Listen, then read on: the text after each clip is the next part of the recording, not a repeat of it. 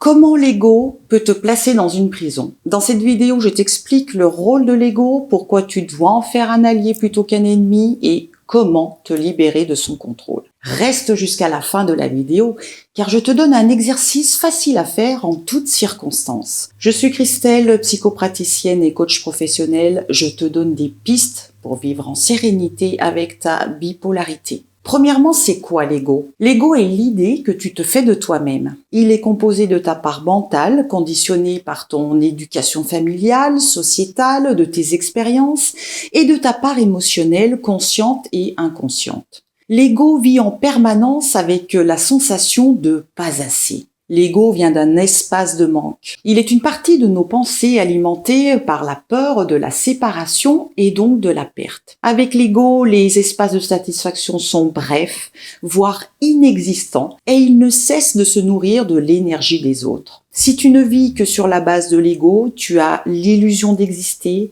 Tu vis dans une fiction que tu t'es construite en portant un masque. Tu tentes de cacher tes doutes, tes peurs, tes erreurs, essentiellement pour te protéger. Tu veux cacher aux autres tes blessures émotionnelles, psychologiques et parfois même physiques. Lise Bourbeau a identifié 5 masques correspondant à 5 blessures émotionnelles. Les masques de rigide correspondant à la blessure d'injustice, de masochiste pour la blessure d'humiliation, de fuyant correspondant à la blessure de rejet, de dépendant pour la blessure d'abandon et de contrôlant en ce qui concerne la blessure de trahison. L'ego est une projection de l'idée que tu te fais de toi. Il s'exprime dans le besoin de se sentir aimé dans ton rapport à toi-même, ton rapport à l'autre et ton rapport à la société. L'ego a besoin de l'autre pour exister. Donc tu te crées un personnage pour chercher la validation en dehors de toi, de qui tu es et de ce que tu fais. Mais cet état passe inévitablement par le jugement, dissocié en 2 pôles, le dénigrement ou la flatterie. Cela alimente des émotions négatives ou positives qui finissent par te déterminer. Le risque est de finir attaché à ce besoin. Tu seras soit le plus beau, le meilleur de quelqu'un, soit le perdant, le minable de quelqu'un d'autre, et jamais vraiment satisfait, car tu seras déterminé par ce que pensent les autres de toi. Si par exemple tu grandis avec des parents qui te confirment chaque jour que tu es le plus intelligent, le plus fort, le plus beau, et qu'ils sont à ton service parce qu'ils vous aiment fort. Que se passera-t-il le jour où la vie te rappellera que tout le monde ne pense pas comme tes parents?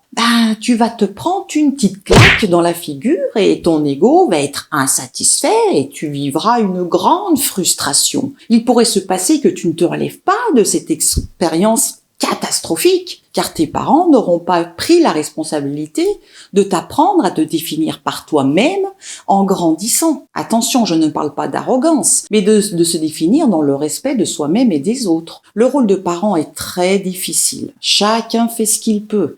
Pourtant, c'est apprendre à nos enfants que la vie et les autres, par extension, ne sont pas à leur service, au service de leur ego. Deuxièmement, faire de son ego un ami est aussi une très très bonne idée, car apprivoiser son ego est une des bases pour tendre vers un amour authentique de soi et des autres.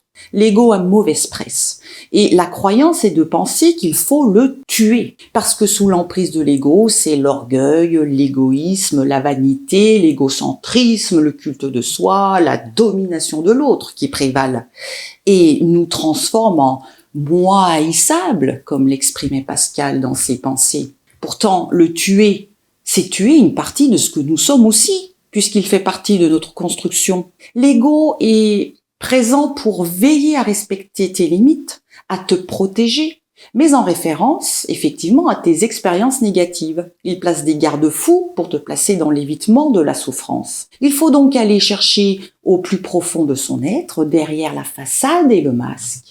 L'introspection et l'auto-investigation aident à aller gratter derrière la personnalité façonnée par tes expériences passées et ton besoin de validation par les autres et la société. Quand enfin tu te recentres sur l'instant présent, que tu te responsabilises sur tes intentions et tes actes, tu n'auras plus besoin d'exister dans le regard de l'autre. Tu pourras t'autoriser à garder le cap vers tes idéaux car ta peur sera identifiée comme une fabrication de l'ego. L'ego se nourrit du passé et de la peur de l'avenir. Il faut savoir qu'il n'y a pas d'ego dans le moment présent. Par conséquent, à travers les représentations et les projections de ton ego, toute nouvelle expérience, toute nouveauté dans ta vie viendra te déstabiliser.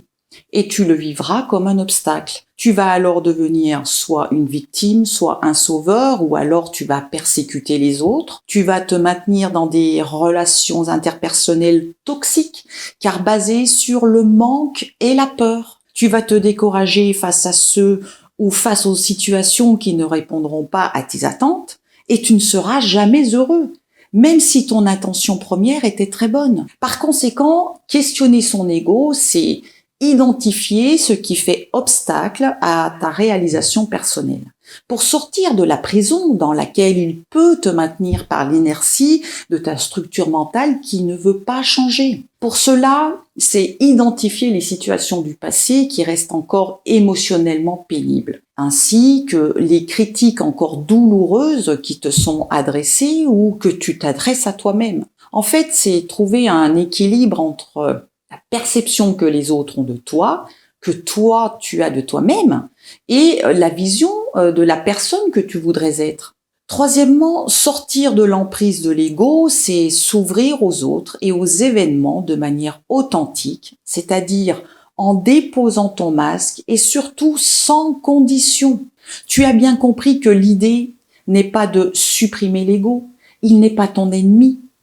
Il a aussi un côté positif, car celui-ci nous aide dans certaines situations de notre vie où il nous pousse à nous dépasser. Par exemple, à oser demander une promotion dans le cadre professionnel. Dans certaines situations, il est notre allié, à condition de le laisser à sa juste place. Donc non, de mon point de vue, il ne faut pas tuer l'ego comme pourraient le penser certains, mais en faire un partenaire pour aller chercher son soutien dans certaines situations. Il suffit juste de reconnaître que l'ego transforme le besoin d'amour en besoin d'approbation et de reconnaissance de la part des autres. Quand l'ego est aux commandes de manière systématique et continue, tu es maintenu dans un sentiment de vide absolu. Même quand tu atteins tes objectifs, comme l'ego se place dans le pas assez, même en cas de réussite, tu n'es pas en mesure de l'apprécier, car il manque toujours quelque chose. Par exemple, une personne qui a développé un perfectionnisme pathologique ne sera jamais en mesure de se sentir complet et heureux, car cette personne aurait dû faire mieux. Elle aurait toujours pu faire mieux. Ces types de personnalités s'enferment dans une frustration permanente. Derrière le besoin de contrôle du perfectionniste, il y a la peur de perdre le contrôle. Par conséquent, quand l'ego s'active, c'est se demander « Quelle est ma plus grande peur ?» à ce moment-là. L'éveil consiste à ne plus utiliser l'ego comme un moteur, mais d'en faire un soutien. Pour enfin ressentir de la joie en toute chose en arrêtant d'être dans des obligations qui ne te correspondent pas. En mettant de la conscience dans qui tu es et ce que tu fais, tu te retrouves dans une autre dimension où tout devient naturel et abondant dans ta vie. Quand tu es en mesure d'être en conscience de tes peurs, de tes manques, de la séparation aux autres et aux choses, tu as le choix de te laisser embarquer dans le bateau de l'ego ou non. En te libérant du contrôle de ton ego, tu te sentiras en paix partout où que tu ailles et dans toutes les circonstances. C'est regarder la situation en termes de gain au lieu de perte. L'ego est l'encre qui nous rattache à la matière. Il nous rappelle qui nous sommes et où nous allons. Donc, il est plus approprié d'apprendre à connaître notre ego pour avancer avec lui comme un compagnon de route. Maintenant, à toi. Je t'invite à faire l'exercice suivant avec une de tes peurs récurrentes. Mais là, je vais prendre un exemple concret. Tu es dans un groupe où il y a des inconnus. Tu ne prends pas la parole pour éviter de paraître pour un idiot ou une idiote. Ça, c'est ton langage interne. Premièrement, tu extrais de cette situation ce qu'il se passe au niveau émotionnel et à quel souvenir cela te ramène. Tu regardes pleinement cette émotion. Deuxièmement, tu questionnes la légitimité de cette émotion au moment présent dans cette circonstance.